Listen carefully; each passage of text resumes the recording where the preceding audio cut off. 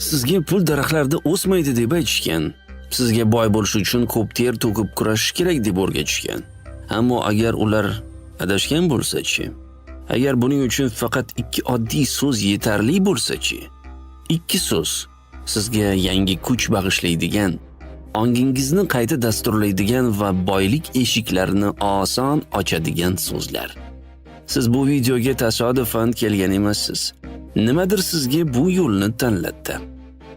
Ehtimol siz qattiq mehnat qildingiz, lekin baribir o'sha joyda qolmoqdasiz.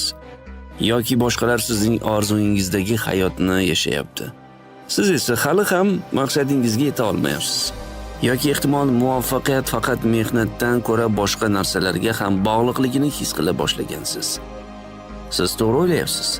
Bugun biz nima uchun shunday ekanligini ko'rsatamiz. Bu videoda siz odamlarning ko'pchiligi umri davomida eshitmaydigan haqiqatlarni bilib olasiz. So'zlaringizga olam qanday javob beradi? Qanday iboralar sizga real o'zgarishlar olib keladi? Bu gaplar shunchaki motivatsiya emas. Ular psixologik tamoyillarga asoslangan va hayotlarni o'zgartirgan insonlar tomonidan sinovdan o'tkazilgan. Yaqin daqiqalarda biz sizga aynan shu 2 so'zni aytamiz. Bu so'zlar shunchalik kuchliki ruhiy yetakchilar ham, neyrobiologlar ham ularni energetik kalitlar deb ataydi. Bu so'zlar ong ostiga to'g'ridan-to'g'ri ta'sir qiladigan baland vibratsiyaga ega. Va ong ostingiz ularni haqiqat deb qabul qilganidan so'ng, reallik ham shunga moslashadi. Ishonmasangiz, Stanford universiteti tadqiqotini eslaylik. 2000-yillar boshida men deb boshlanadigan ijobiy affirmatsiyalardan foydalangan ishtirokchilar miya faoliyatida aniq o'zgarishlarga erishishgan. Ular nafaqat o'zini yaxshiroq his qilgan, balki moliyaviy qarorlarini ham qat'iy qabul qilishgan va daromadlari oshgan. Chunki miya hissiyot bor joyda real va xayolni farqlamaydi. Agar siz bu so'zlarni ishonch bilan takror aytsangiz, aql uni rejaga aylantiradi. Keyinroq videoda bir inson haqidagi voqeani eshitasiz. U qarzga botgan, mashinasida uxlagan, lekin har kuni ertalab va kechqurun shu 2 so'zni 90 kun aytishga qaror qilgan. U na ishini almashtirgan, na unga meros bo'lib boylik qolgan. Lekin ushbu so'zlarni aytganidan so'ng pul kutilmagan joylardan kela boshlagan. Hali ham bu navbatdagi motivatsion video deb o'ylayapsizmi? Yana bir o'ylab ko'ring. Biz sizga 24 soat ishlashni yoki chegaralaringizni buzishni aytmaymiz. Biz sizga oqilona va chuqurroq usulni ko'rsatamiz. Farovonlikni o'zingizga jalb qilish yo'lini. Bu 2 so'z ongli qarshiliklarni chetlab o'tadi. Boylik va muvaffaqiyat vibratsiyasiga mos keladi. Ular nafaqat chiroyli eshitiladi, balki ishlaydi ham. Agar siz hayotda nega pul mendan qochadi deb o'ylagan bo'lsangiz yoki ehtimol men boy bo'lish uchun yaratilmaganman deb o'ylasangiz, bu fikrlarni to'xtating va ayni fursatda diqqat qiling. Chunki bu burilish nuqtasi va hammasi faqat bir necha so'zdan boshlanadi. Ziyodova YouTube kanaliga xush kelibsiz. Bu yerda yashirin haqiqatlar, kundalik mo'jizalar bilan uchrashasiz. Agar tafakkuringizni, nutqingizni va qabul qilish qobiliyatingizni o'zgartirishga tayyor bo'lsangiz, siz aynan to'g'ri joydasiz. Omad uchun izohlarda 3 ta 7 raqamlarni yozib qoldiring va albatta obuna bo'lish tugmasini bosing. Va xabarnomalarni yoqing, chunki biz siz bilan moliyaviy transformatsiyangiz boshlanishi mumkin bo'lgan narsani ham baham ko'rmoqchimiz. Sirni birga ochaylik. Oxirigacha biz bilan qoling, siz izlagan 2 so'z yaqin.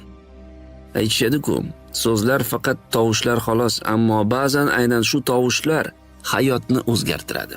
Biroq qadimgi olimlar, zamonaviy psixologlar va ilg'or neyrobiologlar bir fikrda. So'zlar dunyoyimizga shakl beradi. Siz aytgan har bir gap, qayta takrorlaydigan har bir ibora aqlingizni shunday dasturlaydiki, siz hatto buni sezmasligingiz mumkin.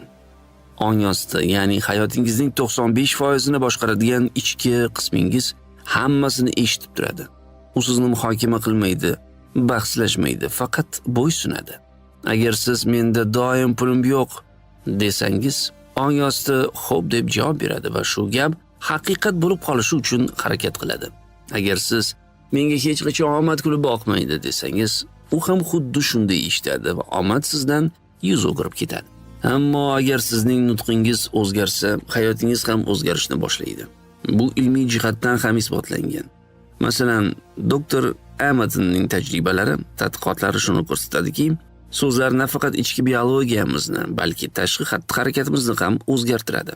Bitta tadqiqotda ko'rsatildiki, o'zini men qodirman, men kuchliman, men arziyman degan ijobiy affirmatsiyalar bilan dasturlangan nafaqat kayfiyatini yaxshilagan, balki o'z maqsadlariga yetishishda ham katta natijalarga erishgan. So'zlar faqat tavsiflash uchun emas, ular yaratadi. Bu joziba qonunining asosidir. Ehtimol bu atamani eshitgansiz, ammo kam odamlar uning asli qanday ishlashini tushunadi. Gap xuddi bir orzuni qayta-qayta aytishda emas, balki siz orzu qilgan hayot bilan ichki sofligingizni moslashda. Fikrlar energiya olib yuradi. So'zlar fikrlarga shakl beradi. Agar siz ongli ravishda ilhomlantiradigan so'zlarni tanlasangiz, o'z vibratsiyangizni ko'targan bo'lasiz. Xuddi radio muruvvatni boshqa chastotaga burgandek. Va bu yangi to'lqinda nima yangrayapti? Albatta, siz orzu qilgan hayot. Shu sababli bugun sizga taklif qilamiz. 2 so'zni takrorlang. Men boyman. Bu faqat motivatsion so'z emas, bu ong ostiga berilgan buyruq, kirib borayotgan yangi shaxsiyatingiz. Keling buni tahlil qilaylik. Men. Olamdagi eng qudratli 2 so'z nega? Chunki ulardan keyin kelgan har qanday ibora sizning shaxsiyatingizga aylanadi. Siz shunchaki bir narsa aytmayapsiz. Siz shunga aylanyapsiz. Ong ostingiz men bilan boshlangan iborani jiddiy qabul qiladi.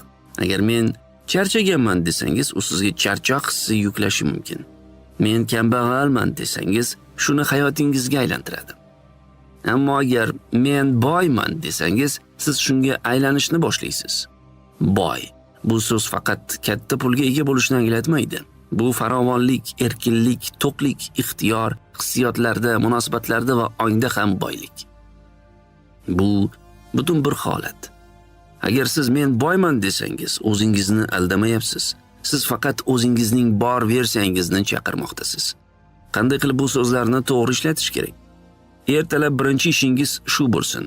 Ijtimoiy tarmoqlar yoki stress hayollaringizga kirib kelmasdan avval men boy erkakman yoki men boy ayolman deb ovoz chiqarib aytib ko'ring. Ishonch bilan ayting, mehr bilan ayting, oynaga qarab ayting agar imkoniyatingiz bo'lsa. Asta-sekin takrorlang.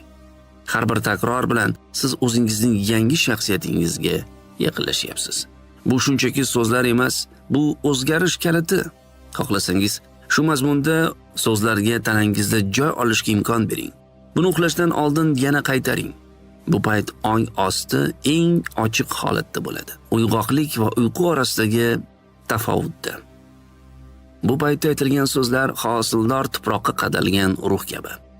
So'zlarni muloyimlik bilan ayting, go'yo esingizga tushayotgan haqiqatdek. Va shu yerda to'xtab qolmang.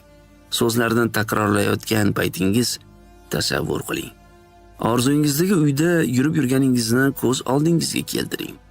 Bank hisobingizni ochganingizda unda yetarlicha mablag' borligini tasavvur qiling.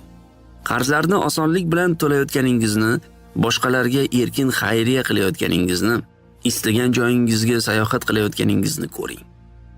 Rasm qanchalik aniq bo'lsa, miyangiz shuncha tez ishonadi. Eng muhimi, buni his qiling.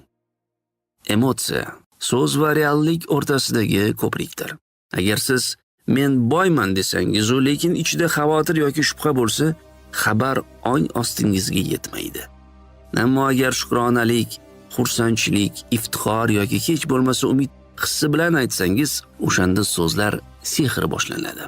Sizning so'zlaringizga his-tuyg'ularingiz tok kabi zaryadlanadi. Va ham bu usul insonlar hayotini tubdan o'zgartirgan. Avstraliyaning Sidney shahridagi bir ayol pandemiya paytida biznesini yo'qotganidan so'ng men boyman degan iborani takrorlay boshladi. Har kuni buni aytardi. Muvaffaqiyatni ko'z oldiga keltirardi. Bir necha oy ichida u kutilmagan imkoniyatlarga duch keldi. Bu omad emas, bu uning fikrlash tarzi o'zgargani uchun sodir bo'ldi. Madriddan yana bir erkak, u past maoshli ishda ishlardi va depressiyaga qarshi kurashardi. Har kuni ertalab ishga ketishdan oldin mashinasida o'tirib, "Men boyman" deb aytardi. Uning so'zlariga ko'ra, avvalgi bu gaplar sun'iy tuyulardi, lekin u to'xtamadi. 6 hafta ichida unga kutilmagan ravishda lavozim oshirish taklif qilindi. U buni har kunlik mayda, lekin kuchli odat deb hisoblaydi. Ishonchni ochgan odat. Va bu yagona misol emas. Trenerlar, terapevtlar, hatto mashhurlar ham shu kabi affirmatsiyalar orqali hayotini qayta qurgan. Kalit bu takrorlash, vizualizatsiya, hissiyot. Chunki sizning nutqingiz orzulangan yangi reallik bilan mos bo'la boshlaganda hayot javob beradi. Siz 2 oddiy so'zni kashf etdingiz. Ular hayotingizni o'zgartirishi mumkin. Men boyman. Bu so'zlar beqaror eshitilishi mumkin. Lekin ularning ta'siri beqiyos. Bu shunchaki motivatsiya emas, bu so'zlar to'g'ridan to'g'ri ong ostingizga murojaat qiladi. Ular sizning ishonchingizni, hissiyotingizni va nihoyat hayotingizni shakllantiradi. Agar siz bu so'zlarni niyat bilan takrorlasangiz, muvaffaqiyatingizni ko'z oldingizga keltirsangiz va ularga ishonsangiz, sizning energiyangiz o'zgara boshlaydi. Energiyangiz o'zgarsa, dunyo ham sizga javob qaytaradi. Siz buni fan orqali ko'rdingiz. Siz haqiqiy insonlar haqidagi hikoyalarni eshitdingiz. Endi navbat sizga. Bugundan boshlab shu 2 so'zni hayotingizga kiriting. Har kuni ertalab ayting. Har kecha uxlashdan oldin ayting.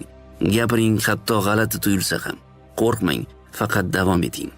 Gapiravering, taqiqlar yo'q. Nihoyat bu so'zlar shunchaki aytilgan gap emas, haqiqatga aylanadi. Agar siz bosqichma-bosqich, izchil va ochiq bo'lsangiz, hayotingiz so'zlaringizga yetib oladi. Biz sizning sayohatingiz haqida eshitishni istaymiz. Kelgusi bir kun davomida ushbu so'zlarga o'zingizni bag'ishlasangiz, o'zgarishlarni sezasiz. Qanday o'zgarishlarni sezganligingiz haqida izohlarda fikrlaringizni qoldiring. Hayotingizda qanday kutilmagan hodisalar yuz berdi? Izohlarda bizga yozing. Hikoyangizni ulashing. Balki sizning tajribangiz boshqalarni ham ilhomlantiradi. Agar bu videodan foyda olgan bo'lsangiz, like qoldirishni unutmang. Shunda ko'p odamlar ham ushbu qudratli xabardan bahramand bo'ladi.